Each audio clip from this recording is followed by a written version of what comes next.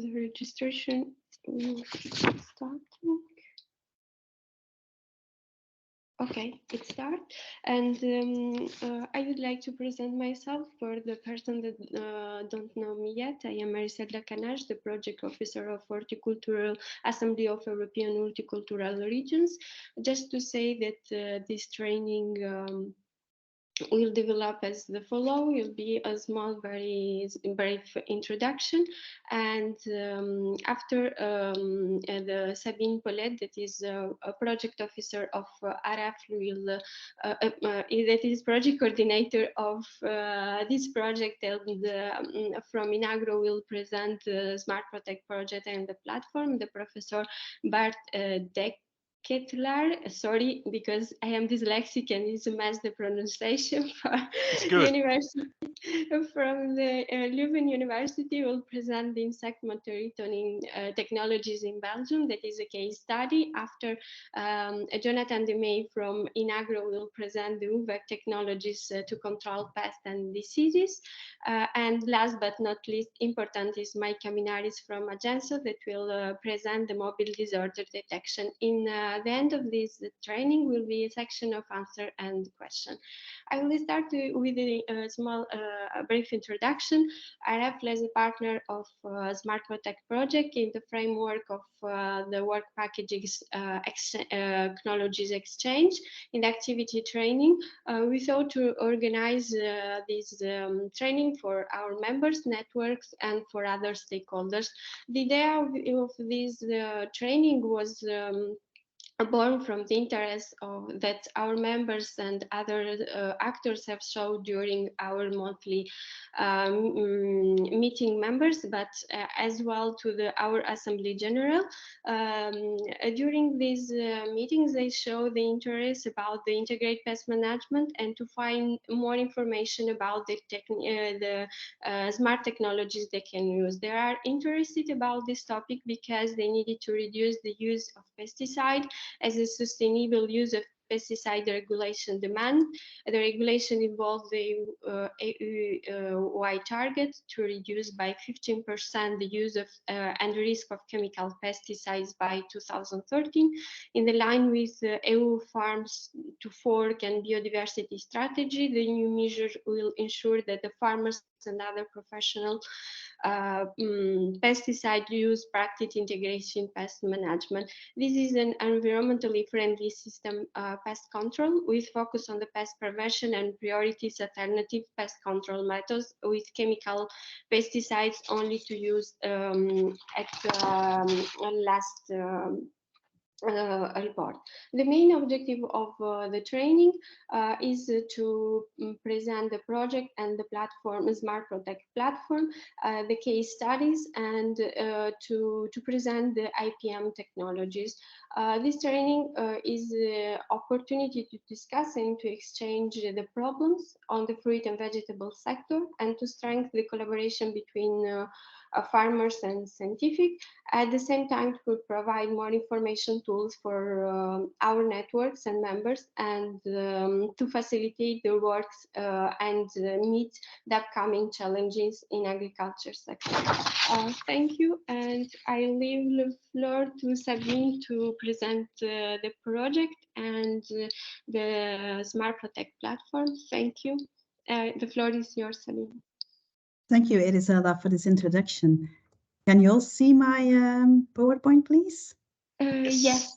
Yes, okay, thank you. So I am Sabine Paulette from Inagro. We are situated in Belgium and we are a research station for vegetables.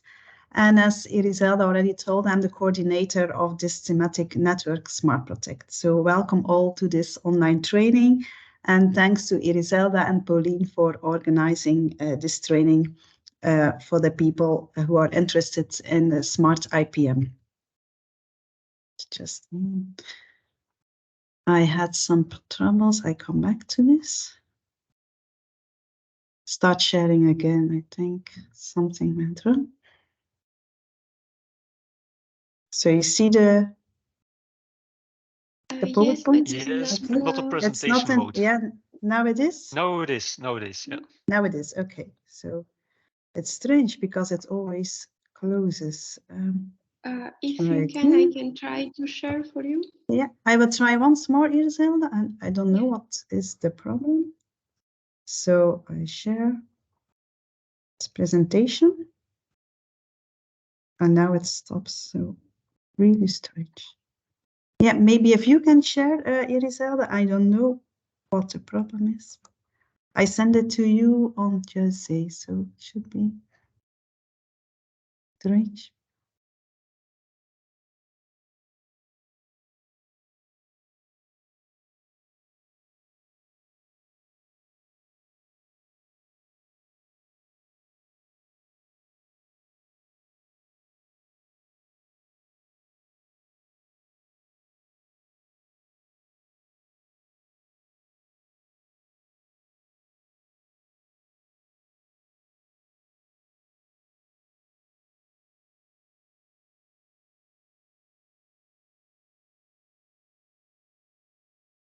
Yeah, I can see it. Thank you.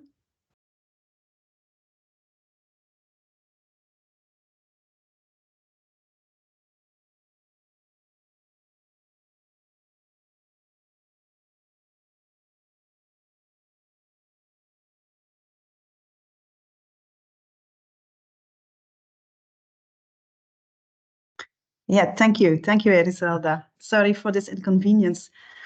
So SmartProtect is a Horizon 2020 project financed by the European Union, and we have 15 partners from 12 countries. Here you can see all the logos of the partners. Next, please. And this is a map with the location of the countries. So we have partners from the Northern European countries, the South, and the middle of Europe. Thank you, Iriselda. Next, please. A very short introduction. It's a thematic network, so it means that we are collecting information and share this with farmers and other stakeholders. And the first year of the project, we mainly took time to search all this new information. It's specialized on smart IPM tools. As Iriselda already told, we are losing a lot of active ingredients to use to spray, so we have to look for other tools to protect our crops.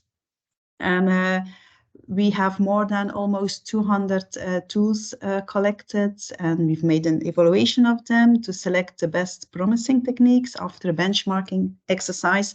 And of course, the most important thing of the project is to exchange this knowledge with the farmers, all the stakeholders, and this is mainly in the second part of the project. And we are almost to the end.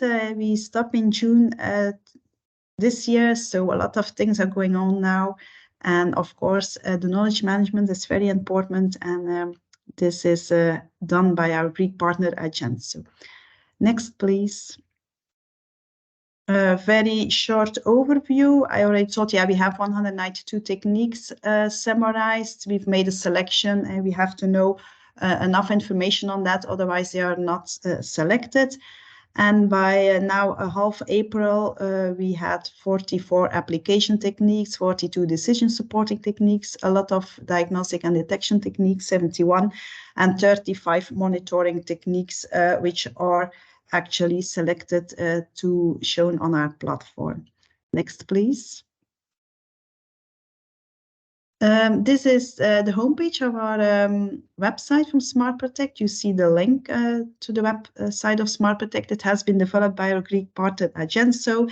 And on top of it, you find a link to the platform. So if you click on that, you will be able to see all the techniques that we have summarized and selected.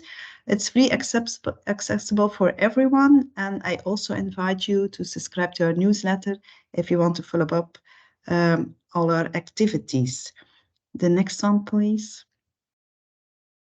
This is if you enter the platform, the first thing that you should do is that you, on top, on the right hand, you choose your language. Actually, we did quite a lot of effort to translate it in all the languages of the participating partners.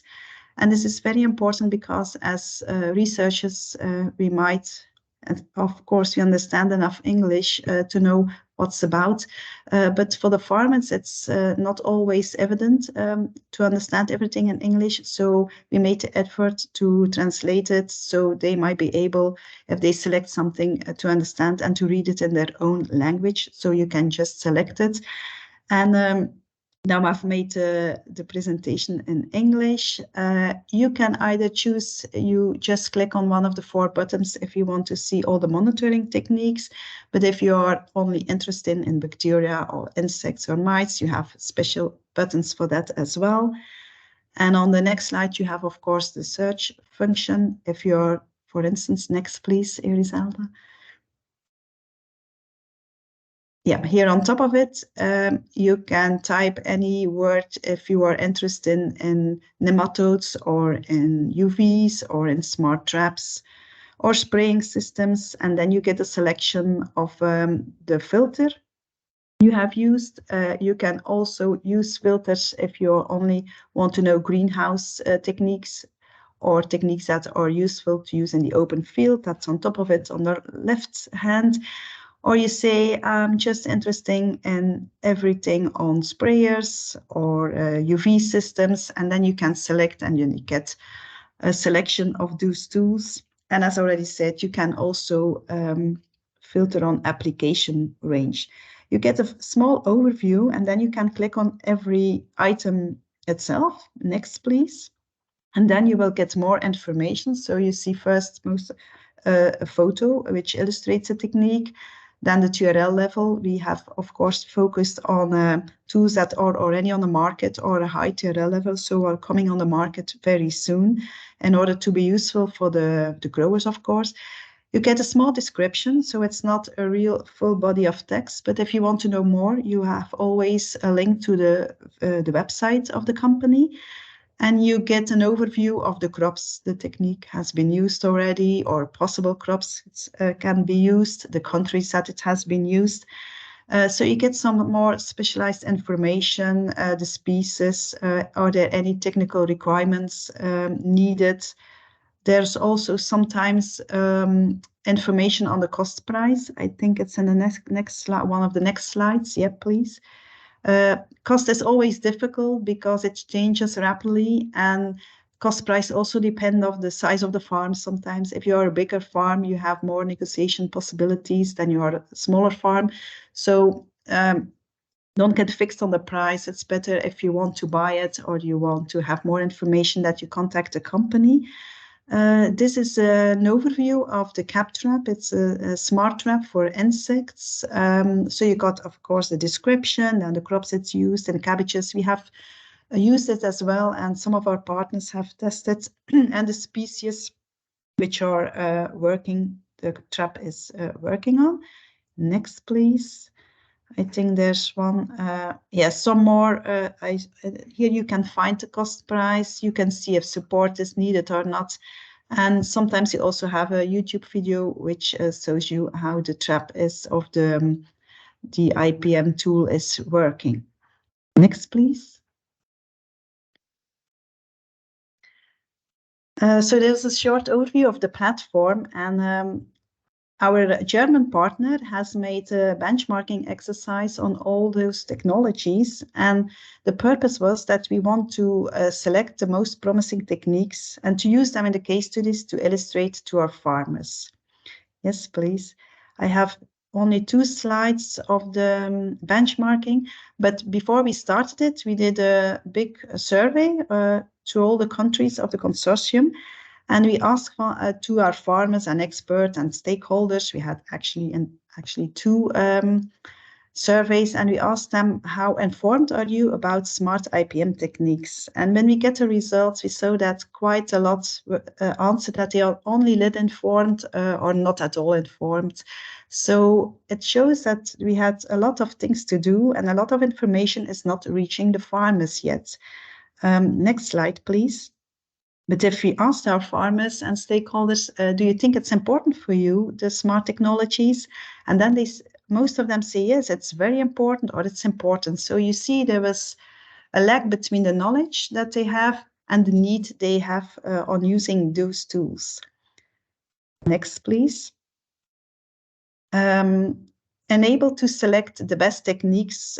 We did our German partner did the benchmarking exercise with help of our other partners, and then we give a score to all techniques. So here you can see from the scouting the apps, and then we scored, for instance, if you do the gray one, the Xarvio scouting had a lot of points, and then we were able to select them to use them in our case studies. And we also made the radar chart or the spider chart and able to see the strong points of each tool and the weakest points. So after all these exercises, we select some tools and then we use them in the case studies, starting last year and also running this year. And I've made a selection of some pictures from all the countries, from the partner countries, who are showing things, what they are doing with the farmers. Next, please. Oh, this has been done, of course, and we are working from 3 hubs. We have a Northern hub, a Southern hub, and Central hub. And what we are doing is giving seminaries in each hub, open days, training sessions like we have now organized by Irizelda from RLF. We have, of course, local interaction one-to-one with the farmers, and we organize a lot of demos, and they're always welcome, for instance, in Inagro, to visit our field rice as well. You can see on the right map, we have organized the SmartPortect International Innovation Rally, and this was in combination with the IPM Fair in Essen in January this year, where we give also workshops and show what we have done and disseminate our platform. Next, please. Oh, yeah, here is the photo session. This is Jonathan, my colleague, who is explaining the working of smart traps to farmers on a demo field day in Inagro. Next, please. I think I have a few pictures of, this is our German partner who is organizing demo field day on the smart apps, mobile apps last year. Yes, next, please. So you can see farmers get the information in detail. They can try it as well. This is one of last year in Inagro that Jonathan and I presented for SmartProtect, and also field day where we invite farmers and showed all new techniques like UV. Next, please. This is in Estonia, the northern countries, where Brits, our partner from there, is explaining what he is doing on pest monitoring. Next, please. This is an interesting and such a thematic network that you can learn from each other. So the northern people can learn from the southern people and vice versa. Here we have a picture of our partner in Spain, Cajamar, who is organizing an open day for greenhouse farmers.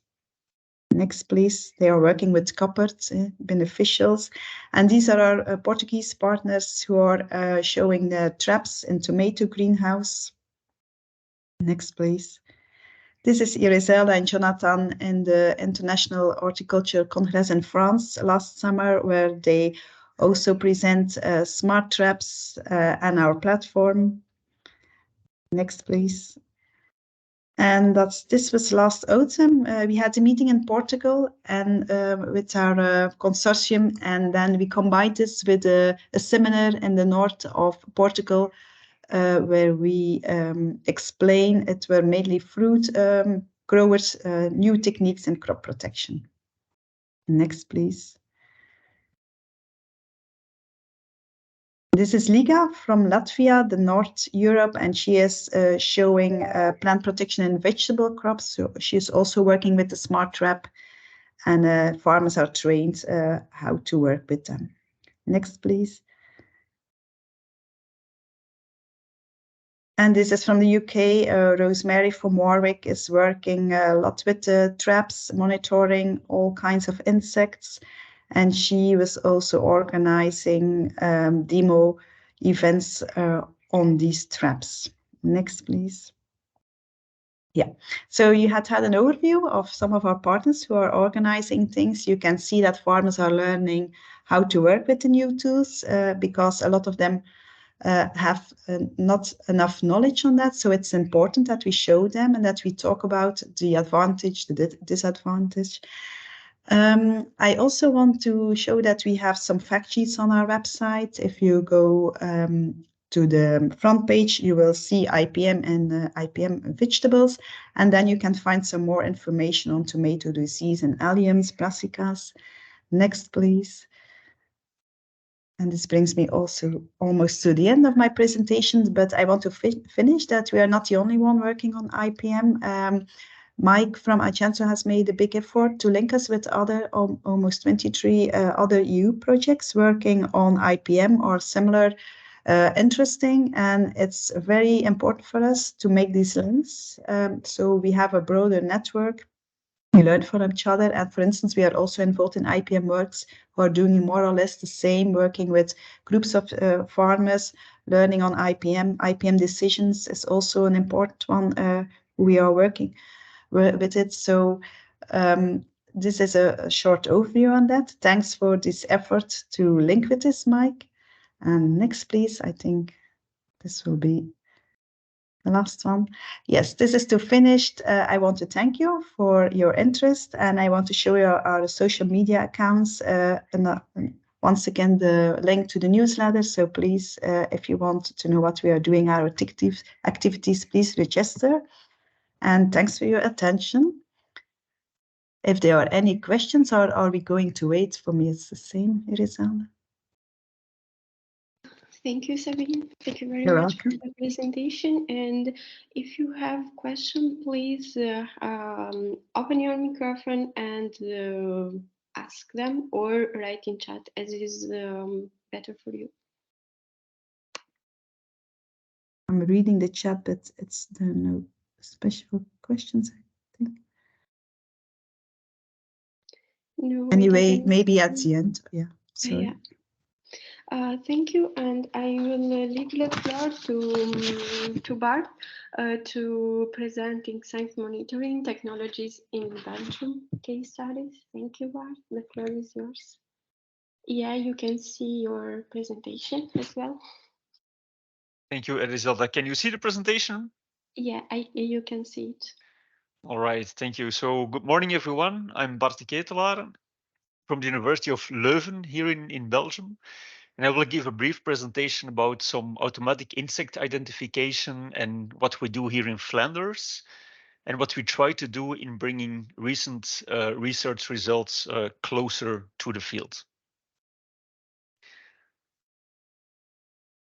All right, so just a brief background about our lab here in Leuven. So what we are mainly doing is developing new sensing technologies and advanced data analytics with a focus on agro-food applications.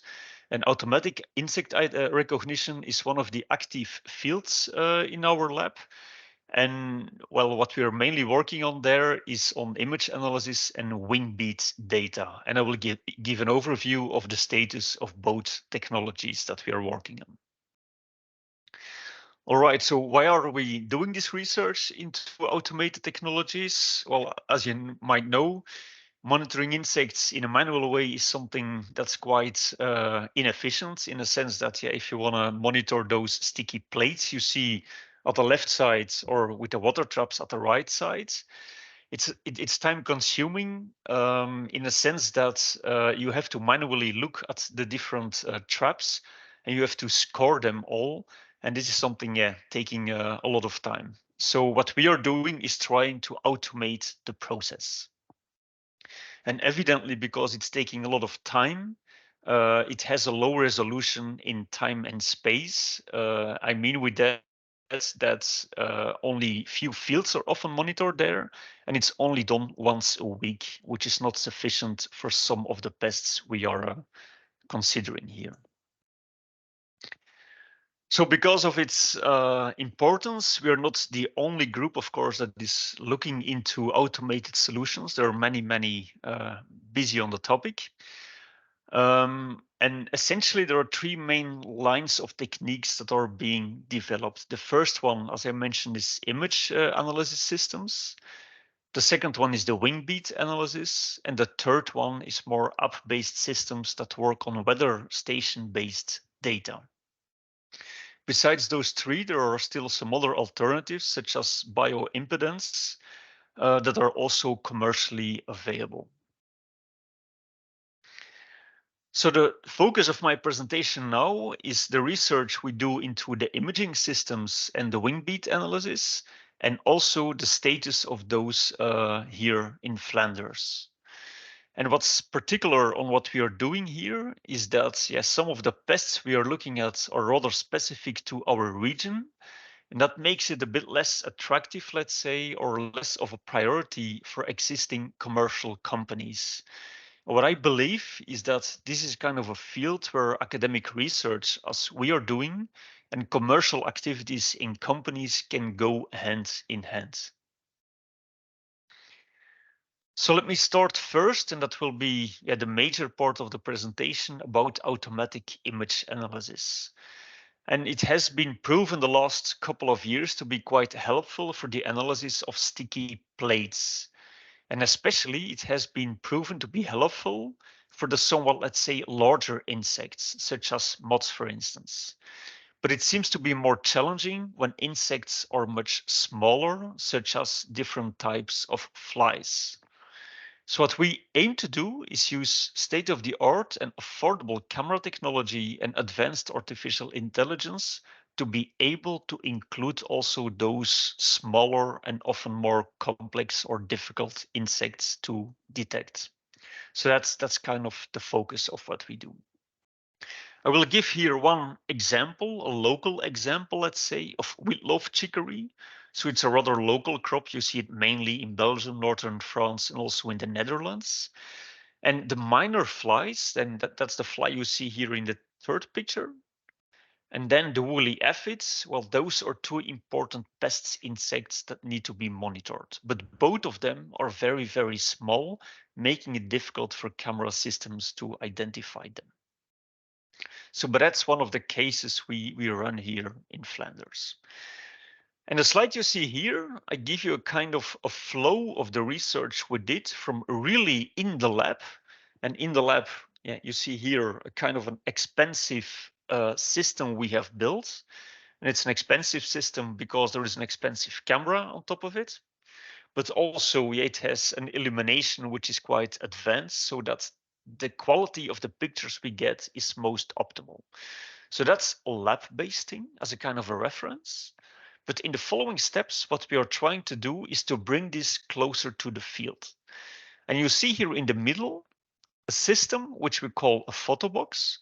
And this photo box, instead of just an expensive camera, it has a low-cost camera system. And also it's a bit smaller and it has cheap components, let's say. So this system is used in research stations that are actually doing the monitoring of those pest insects. And what our ultimate dream is, let's say, is to further downscale it, both in price and size, to have what we call a phone box. So that this is kind of an alpha version, a first trial we have, in which you see a phone here on top of a box. And then here you can slide the sticky plate into the box, take a picture with the phone, and then you can analyze later on the different images.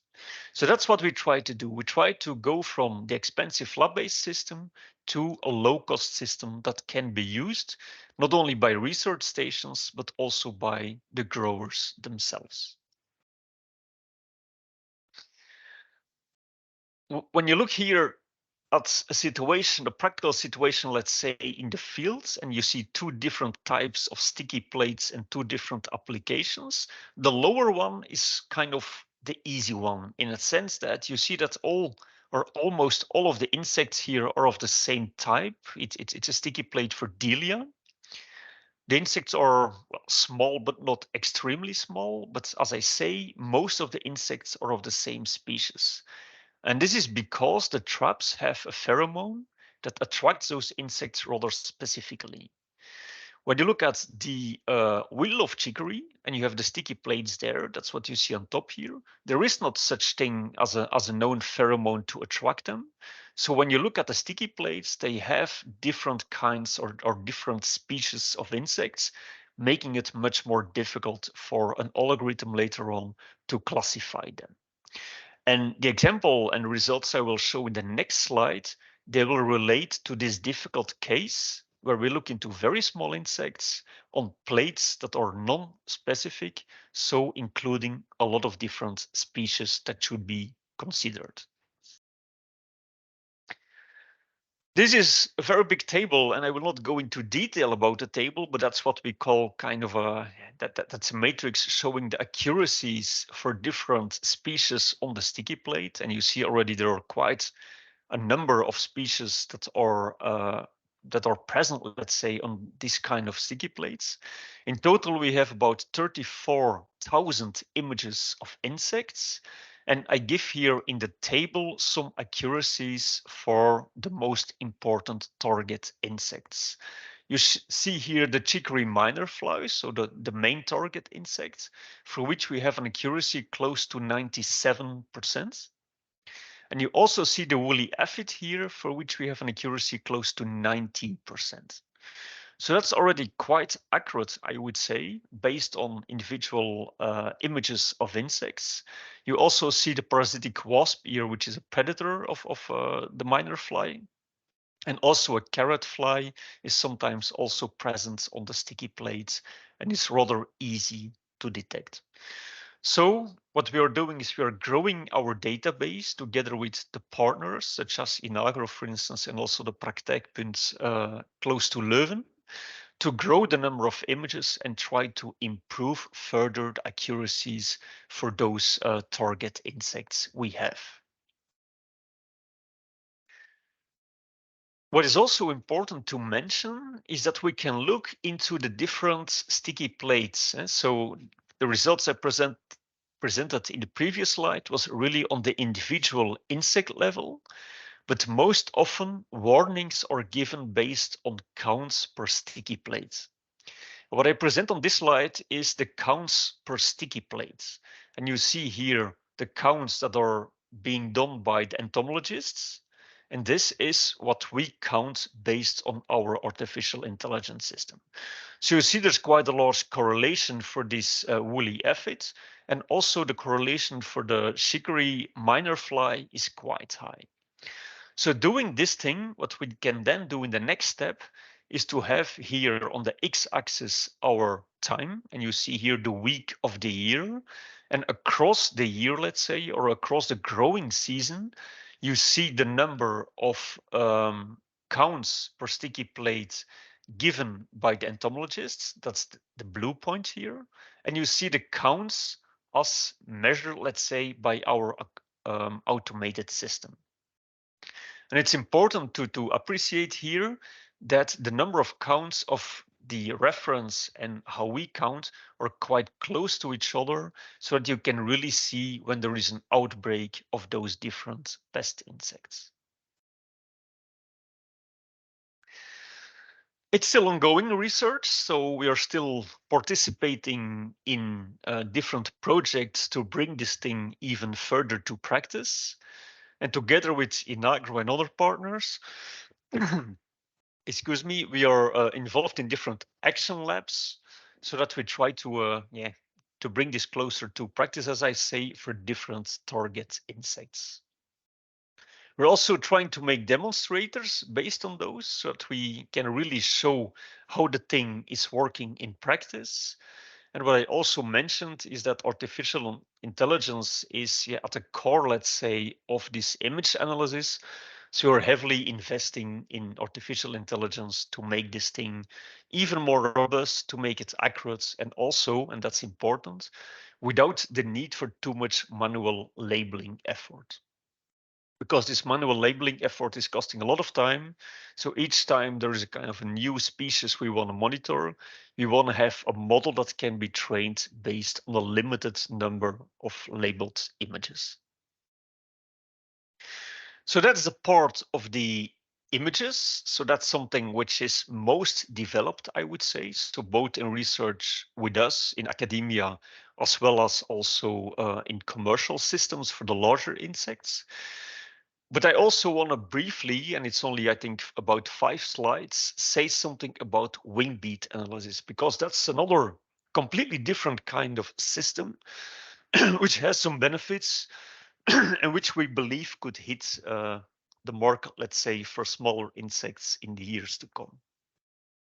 The measurement principle is really, really simple. What you have is you have a light source here, and you have detector. And the detector, you can look at it as a kind of a photovoltaic cell. And each time the insect moves in between the light source and the detector, it projects a small shadow on the photovoltaic cell. When there is a shadow, well, the voltage output of the photovoltaic cell will be lower. So you can detect when the insect is flying in between the emitter and the receiver. But even more, if the wings are spread out, the shadow is larger, so that the intensity of the signal is lower compared to the situation where the wings are moving up or down. So in that case, the intensity is higher again. So by using this size of the shadow projected, let's say, on the photovoltaic cell, you can follow the moving of the wings. And this moving of the wings is representative for the species of insects you're looking into. So this is just how it looks like in the lab. So this is kind of the electronics, the recorder. Here you see the emitter and the receiver, and we place the system within cages. And the cages, they hold one particular species of insect. So in this way, we can measure a lot of signals for each individual species of flies. And this is what we did during the last years in the framework of different projects and PhD researches. And a result I show here is for the fruit sector. So we're trying to identify Drosophila suzuki, so the Asian fruit fly, which is causing in the last 10 years, I would say, a lot of problems in Europe for different kinds of fruits. And its closest species, let's say, is the Drosophila melanogaster. So as a case study here, we try to discriminate between this Asian fruit fly, Drosophila suzuki, and the common fruit fly you typically see at home when you store your fruit too long, the Drosophila melanogaster. As of this moment, we have about 75,000 signals measured in the lab, and we get a classification accuracy of around 92%. So with 92% accuracy, we can discriminate those two species, which are really, really similar to each other. That's a lab-based thing. So the ongoing research is to bring the lab-based results towards the field. And what you see here, this red thing, is a trap he constructed that's placed in the field. So it has 4G, it's 3D printed, so it can be remotely monitored. And in the coming season, we will try to use those traps to see how well we can measure the Drosophila suzuki in the different orchards. That's also in collaboration with the Fruit Research Station here in Flanders, Belgium. So I think I will just conclude here my presentation. So what I tried to show here is that quite a significant process has been made, or progress has been made, in automatic insect recognition, not only for the larger insects, but also for the smaller one, which are often quite important. I hope I showed that both image-based recognition and wing beat analysis provide added value to the growers. And I strongly believe that the further advances that we see in sensor technology, so cameras are becoming better, electronics is becoming better, but also the data analysis, the AI work is becoming much more better and strong, let's say. And I strongly believe that this will further improve the systems that are currently on the market. So that concludes my presentation. You see my contact details here. So yeah, if you have any question, of course, you can ask it now, but if you would have questions later on, you can contact me through those details. So thank you very much for listening to the presentation.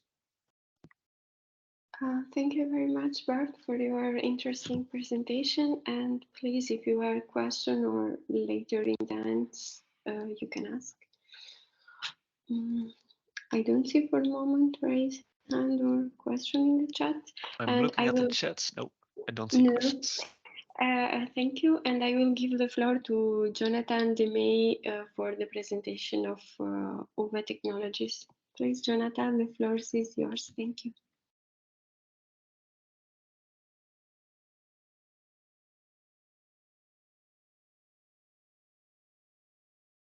Yes, you can see your presentation. Yes. Is this okay, or is this? Yes, this is okay. Yeah. No, it's okay. Okay. Yeah, I got quite a few slides because in doing this research, you get to know more and more on UV. But I'll try to be a bit concise and go over the slides that are a bit too detailistic too, a bit faster, let's say.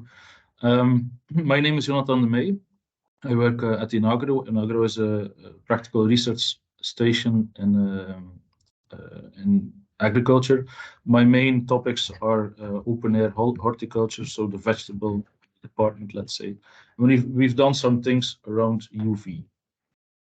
The content of the presentation is as follows: a bit of introduction, some small background on effects of ultraviolet and living organisms, and then especially the type of uses in IPM, and then some trial results from a trial we did at the station on zucchini.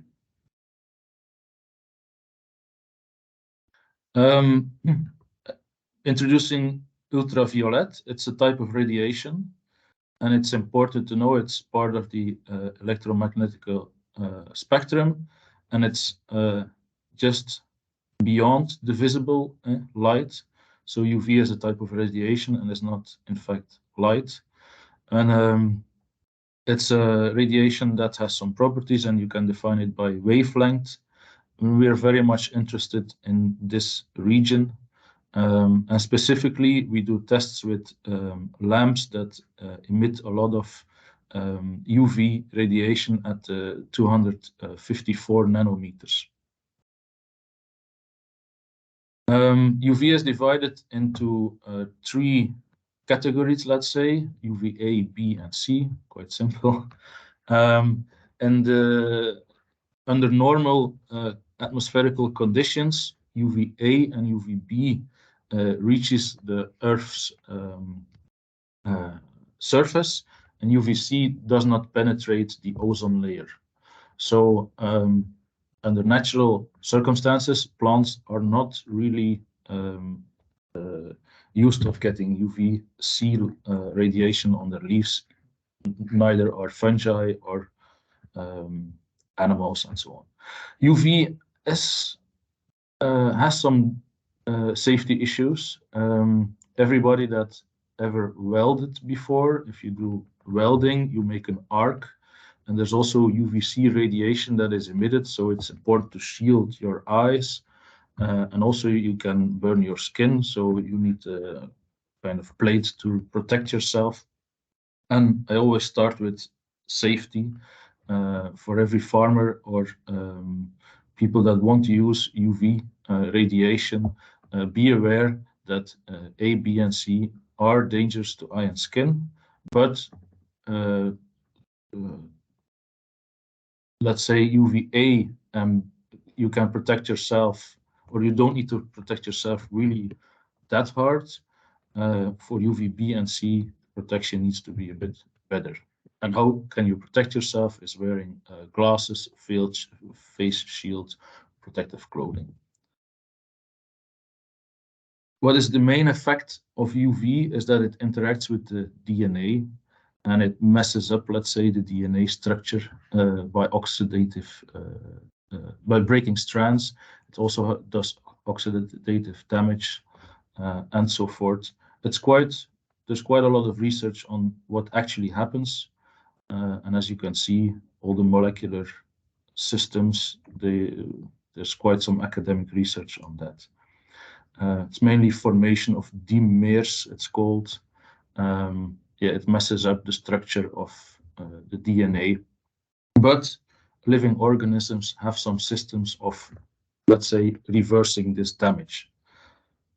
Yeah, this is a list of effects of UVB on the plants. Very important to know, it interferes with membranes, it interferes with the photosynthesis, interferes with DNA, also with phytohormones, and it can lead to accumulation of secondary metabolites, which is also quite interesting if you, let's say, you want to increase certain molecules in content, like flavonoids and anthocyanins in plants. You can microdose UV, let's say, to get more content of healthy and good secondary metabolites. So it can also, the effects are mostly detrimental, but let's say microdoses can be interesting. Effect of UVC, this is a nice figure. It makes reactive oxygen species and how they look like. This is something from Wikipedia. What happens is that you get radicals that form and that interact with all kinds of molecules in the cells in living beings. Effect on fungi. It has an effect on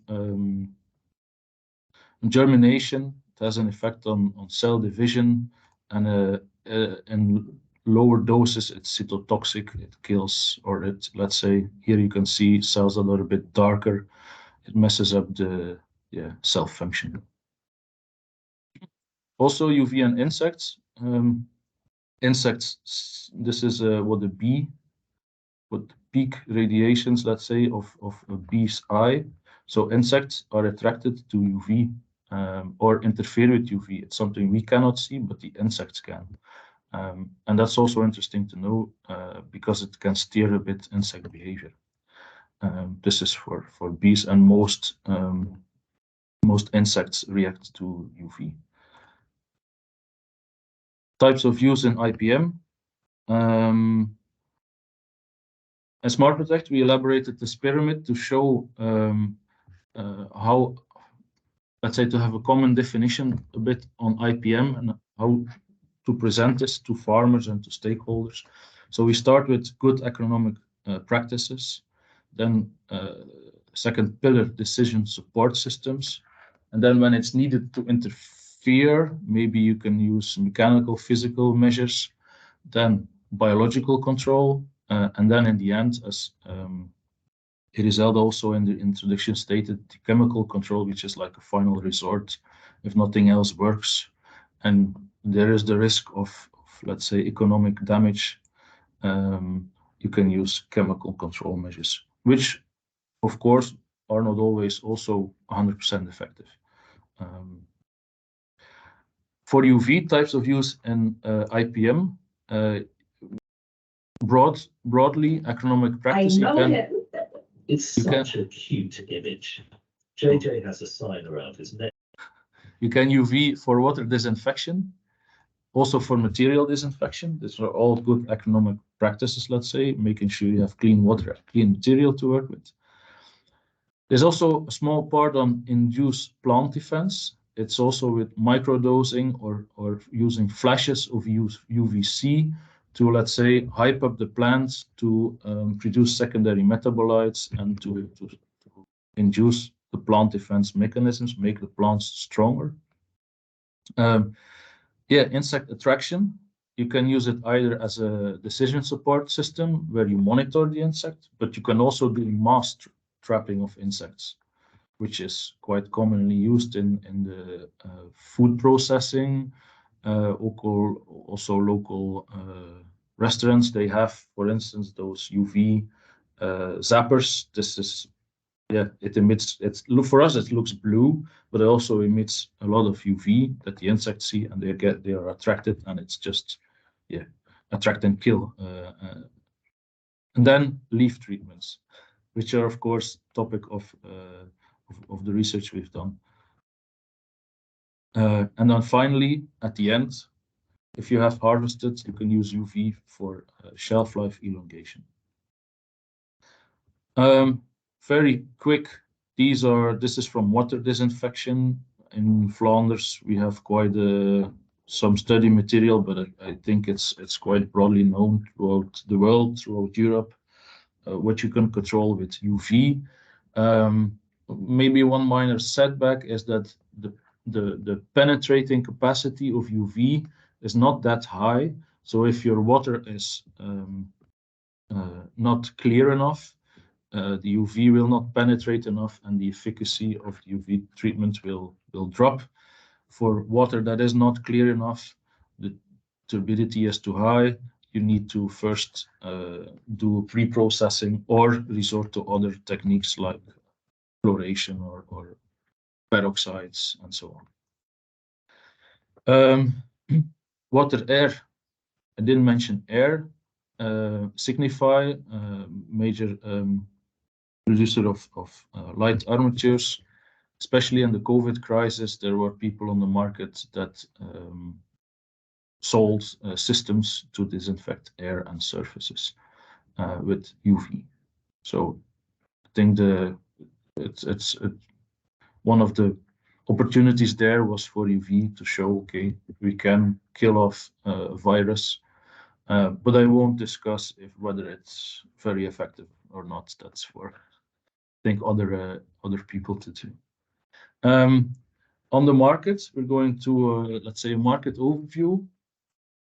Induced plant defense. There's a French company, spin-off, UV boosting, and they make systems that emit short flashes of UV C radiation, and it stimulates plant defense. And in that way, for instance, in vineyards, the downy mildew is better controlled. The plant is stronger, let's say, for diseases, to cope with diseases itself without using any product. Insect behavior, as I said, the insect traps. Also, netting system. It reflects UV, and what happens that if insects fly over, they see a vast area of UV reflected, and they're a bit reluctant they don't see the plants anymore, and they cannot fly in. Especially aphids, if I'm not mistaken, can be controlled with this. And then BioCapture, it's a system that is in our platform. It's a monitoring system that uses LED UV to monitor many, I think, Lepidoptera, insects, not Lepidoptera, flies. UV treatments on leaves. There has been 2 projects in the greenhouse. It's called UV Robot, where they combined the UV system with robotics. And first good cases were developed in strawberry, basil, tomato, cucumbers. And in Flanders, we have, I think, 3 or 4, even maybe this season more, real test cases with farmers. Yeah, they're going from pilot to real life situations. And then open air vegetables, we identified implements on the market, and we ourselves did a test with an implement we made. I'm going through the market overview. This is our platform. I could show it also on the platform. There's a filtering section, and if you filter on UV, you get an overview like this, quite convenient. As I said, tuta, okay, so it is a Lepidoptera. BioCapture for monitoring, UV boosting, Lumion, which is one of those robots developed within the UV robot project, and it's been commercialized by the company. Another competitor on the market that's mainly specialized in equipment in greenhouses. Yeah, because he has the robotics, he thought, yeah, mounting a UV system, I can do this also. And Bohart Logistics and strawberries, this is also a commercial product for them. Mycoton has been on the market quite for a long time. They develop spray booms in main nurseries and also ornamentals. And they mounted clean light lamps on their system, and they have quite few cases, customers around the world. System of Torvald, which is a robot that operates in open air, in tunnels and polytunnels on one row, or on systems for strawberries. This is a very interesting development. I think it's on the platform. They have a website where you can read more on it.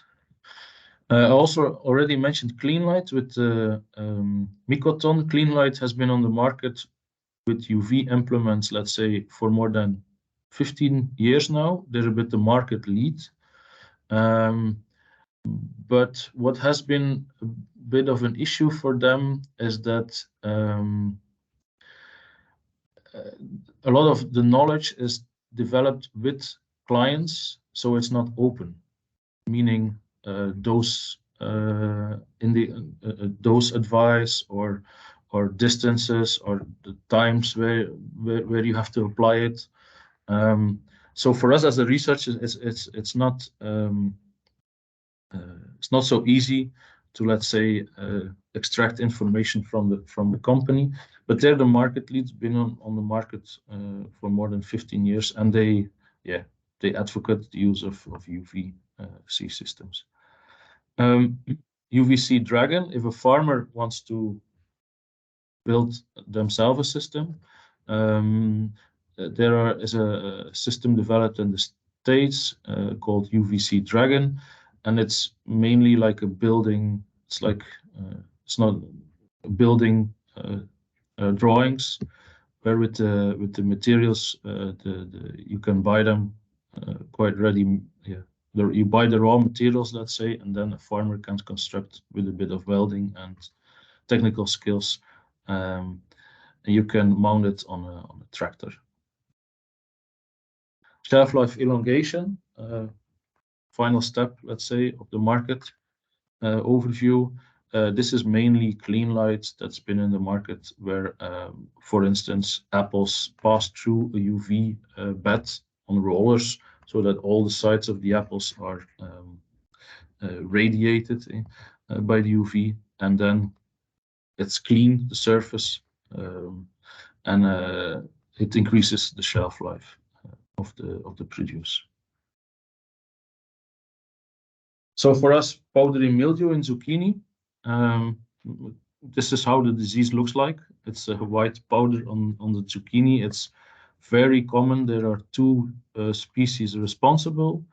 Conidia are dispersed by wind, so it's blown everywhere. If your neighbor has it, it blows in the field, and it's almost all seasons. Yeah, it's present. It's not a disease that is rare. It's the most common disease with us in zucchini, and I guess in many areas. For us, the UV is a means of physical control. We thought, what can we do in the case of IPM on powdery mildew? In case of agricultural practices, for instance, rotation, given it's wind dispersed, rotation doesn't have, maybe in a large region, it could have an effect, but not on the field or farm level. Cultivar tolerance, there's only moderate tolerance. You can start preventive with sulfur products, which are like more in the biological here. And then with chemicals, you need to change classes a lot of the active substances to avoid fungicide resistance.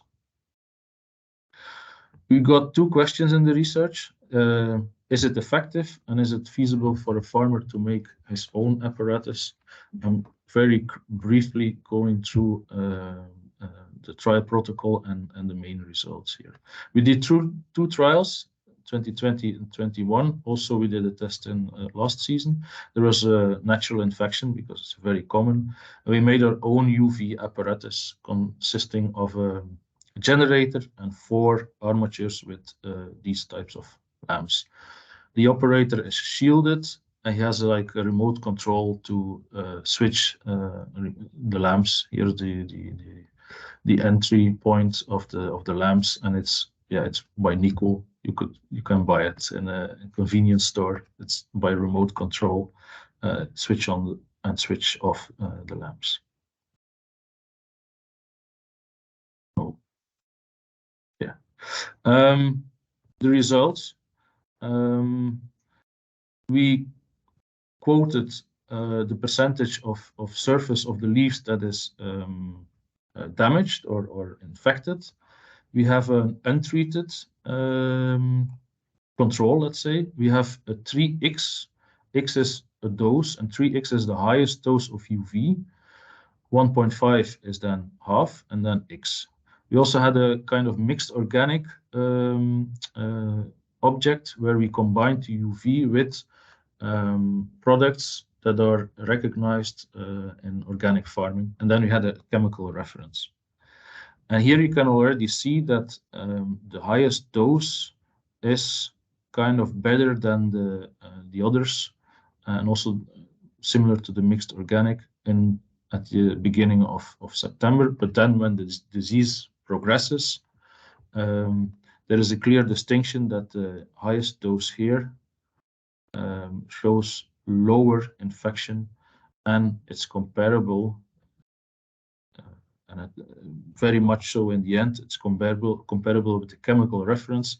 If you see the letters C, and C means there's no distinction statistically between those test objects. So for us, efficacy, yes. This is how the untreated looks like. And mid-September, you see all the white powdery mildew. This is the chemical control, still very healthy leaf. And then this is the highest dose at the same time. So go back and forth again. This is the chemical reference. This is the highest dose of UV. So it's quite comparable in efficacy. We didn't see any phytotox, and also to, let's say, test our luck, at the end of the rows, we drove very, very, very slowly. We really want to, we tried to burn the plants or give some phytotox, but it wasn't possible. So if you have a healthy, let's say, fully grown zucchini crop, which is a bit hardened, there's, I think, a low risk of burning your plants with those dosages of UV we've done. This is my final slide. I would conclude with it's effective in zucchini, and it's feasible for a farmer to make it because it's a simple system. I want to acknowledge Sabine, and also particular thanks to those people here mentioned, because the second trial we drove at night. I can explain you why. Maybe if you have a particular question on that, we can do it after the presentations.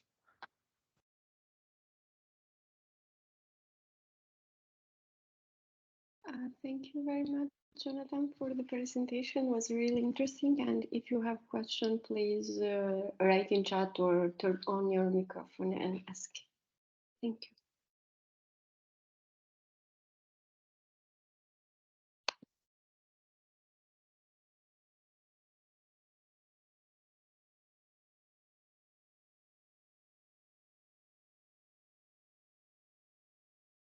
Hello.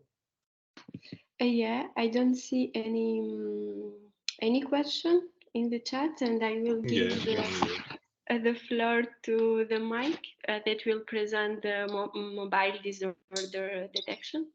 Please, Mike, the floor is yours. Thank you very much. Thank you very much. Let me share my screen first. Can you see my screen now? Yes, we can see. I can see it, yeah.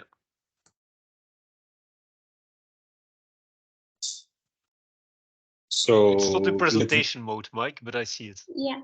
No. Oh, now sorry. I'm in the presentation mode. Yeah, now it is. Now it is. Is no, it now?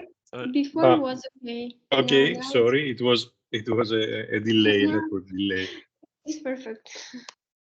Okay, so let me just present myself and Agenso in brief. I'm an agronomist working as a project manager in Agenso. Agenso is an SME company in Greece working in agriculture and environment and smart systems. In SmartProtect, we mainly, let's say, have developed the platform, the online platform, and we are responsible for the dissemination and communication of the project. I will present you the mobile disorder detection aspect, which is a dedicated category of the IPM solutions uploaded on the SmartProtect platform. Practically, it's the use of applications to detect any abnormality that is based on pest occurrence, diseases, natural and nutritional stresses, and this allows efficient and integrated management.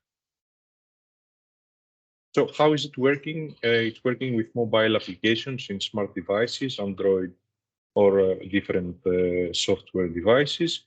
It's functioning by images that are being captured. Practically, this needs to be a high resolution image.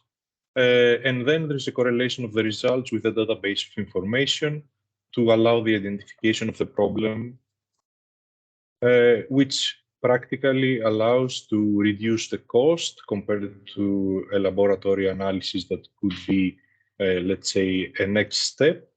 It allows effective initial tool screening, as you can use these applications to perform a first analysis of the problem. It is a fast method because there is no need to wait. The result is provided ad hoc. Plus, the screening can be performed at an early stage of infection or infestation of the pest.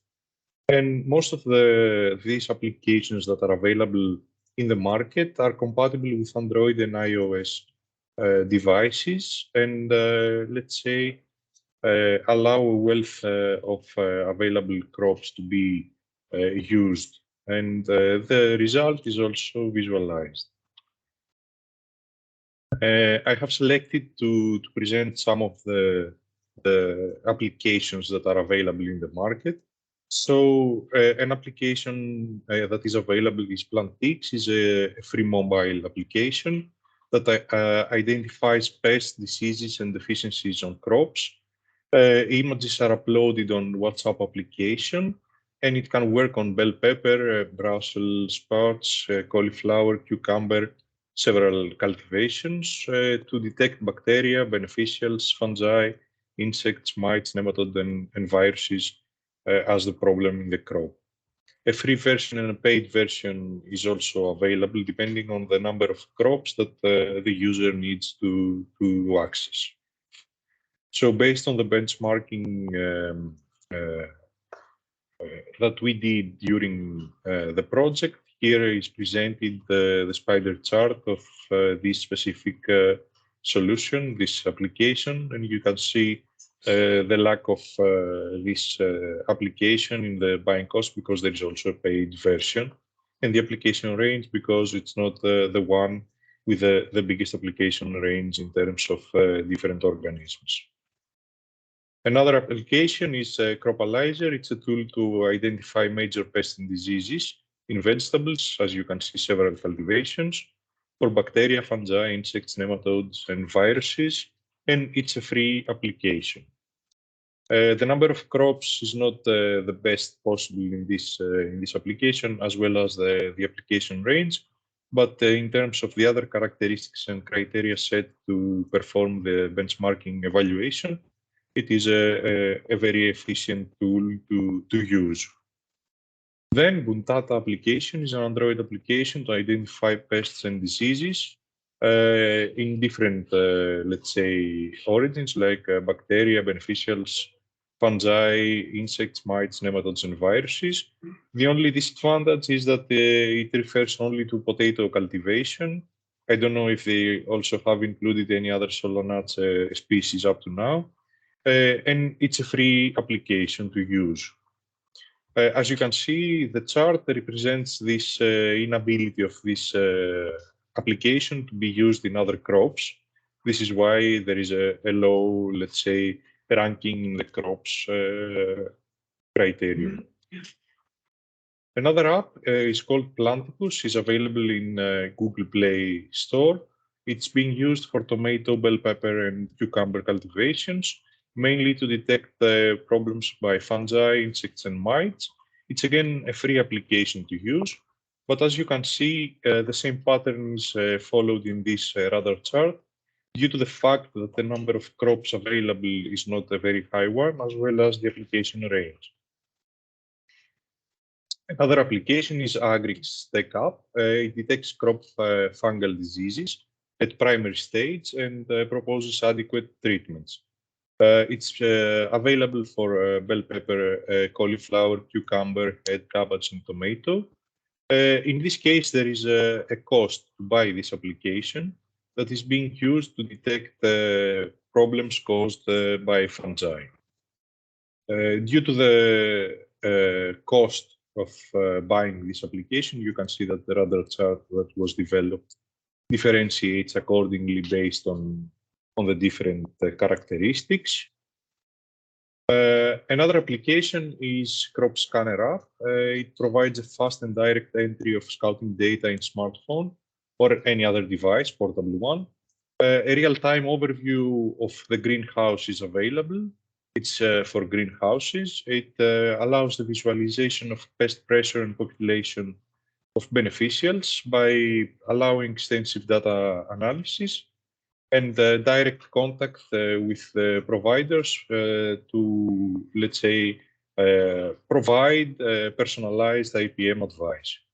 It's available for bell pepper, cucumber, and tomato for problems by fungi, insects, and mites, and beneficial aspects. It's a free app, this one. The radar chart, as you can see here for Crop Scanner app, as it needs partially a training of the user, it's not highly ranked in the special training criterion. And again, in the production system, as it's used only for greenhouses and not in open field agriculture, and then crops and application range, depending on the number of crops and pests and diseases available to be identified. Then CropWise Imagery is an application that is available in App Store. It exploits satellite images in the smart device, and it sends updates through different ways like text, email, or something different. It's available for bell pepper, for insects and nematodes. For this reason, as you can see, it's again in the radar chart depicted the small number of crops and application range organisms. Another application is Cropify. It's a plant disease identifier. It's a web online application where a user can upload an image from potato or tomato cultivation and get a video explanation on how to prevent further losses by specific pests and like fungi and viruses. Again, the radar chart with a short, let's say, number of crops being available and the application range not being so high. As an output of what I presented, you can see that there is a wealth of available online applications for smart devices that during the last years have allowed to, let's say, perform a cheap preliminary screening in different crops for different pests and diseases before going and conducting lab analysis for specific problems. Some of them are free, while some others not. This is what differentiates the result and the outcome. It can, let's say, assist farmers or advisors in fungal and pest detection. And practically, they are being used as an initial tool to avoid big economic and yield losses. The benefit, the main benefit, is that they are easy to use in smart devices that everyone already now has. Thank you very much. I think this was all by my side. Thank you very much, Mark, for interesting presentation. And now is the section of answering question. Please raise your hands and turn on your microphone and camera and ask question. You are here for asking you, hearing you about the question. Sorry.